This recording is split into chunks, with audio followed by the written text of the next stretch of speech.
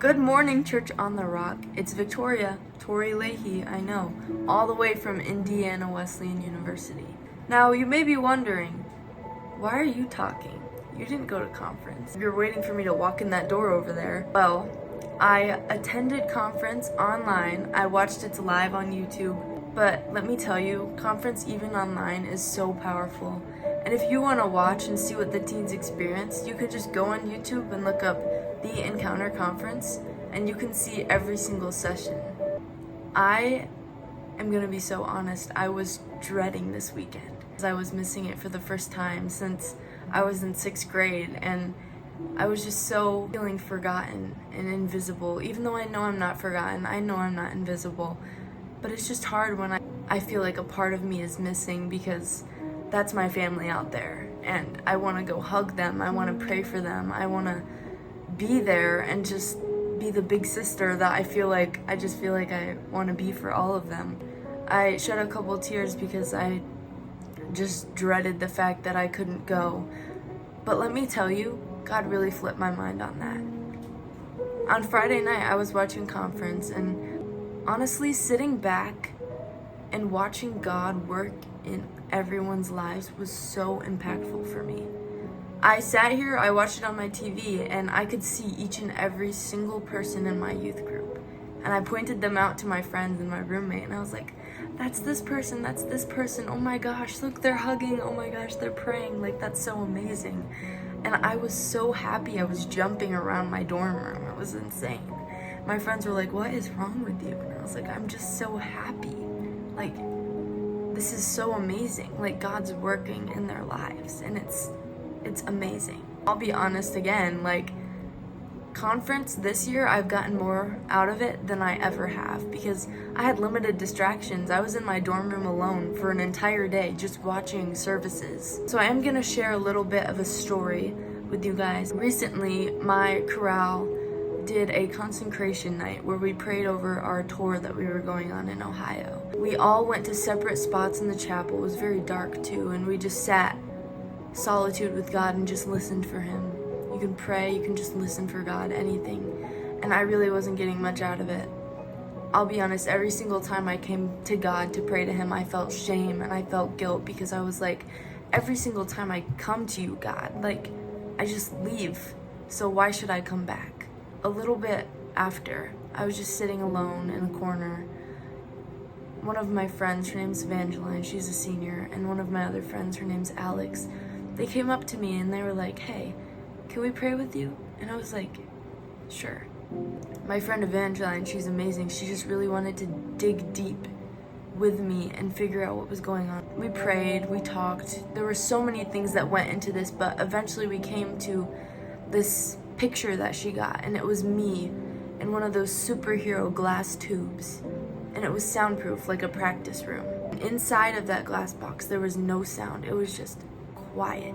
The glass walls, you could just see God speaking to me and the vibrations off of the glass box. So God was speaking to me, but the glass walls were keeping what He was saying to me away. So I was like, God, I can't hear you. Like, where are you? But really, He's speaking to me.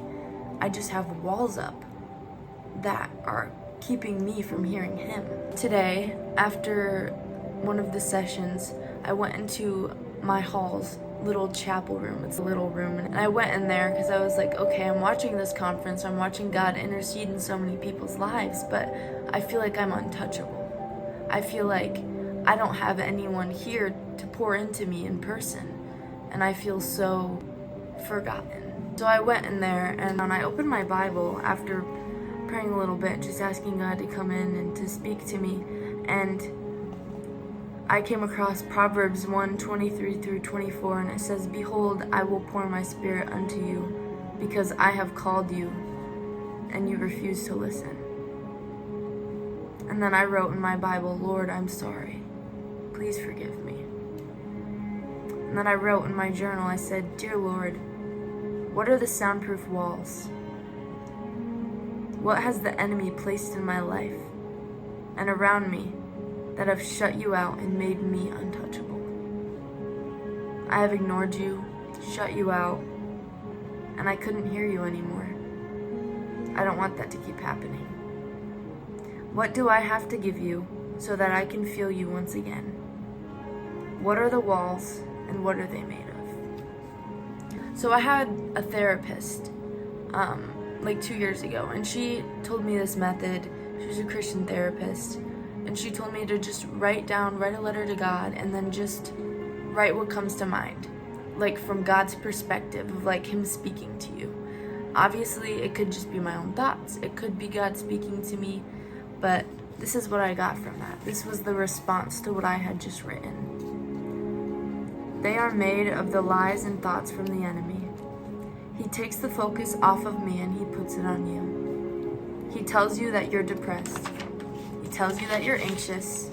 He tells you that your relationship is going to end. He tells you that you're alone. He tells you that you're invisible. He tells you that you can't feel me, but you can, and the enemy has no power over me. Seek my shelter, and I will protect you. Knock, and the door will open. Seek, and you shall find. Call, and I will answer. You are not alone. You are not untouchable. You are not invisible. Focus on me, not on you, and I will show you where I want you. Worrying gets you nowhere. Prayer opens doors. Press on.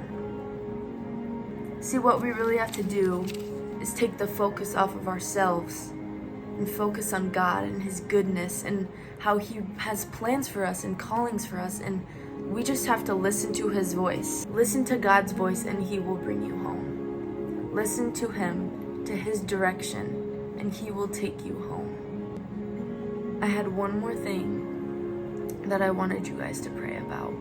As I was watching the conference, there was an altar call for suicidal thoughts.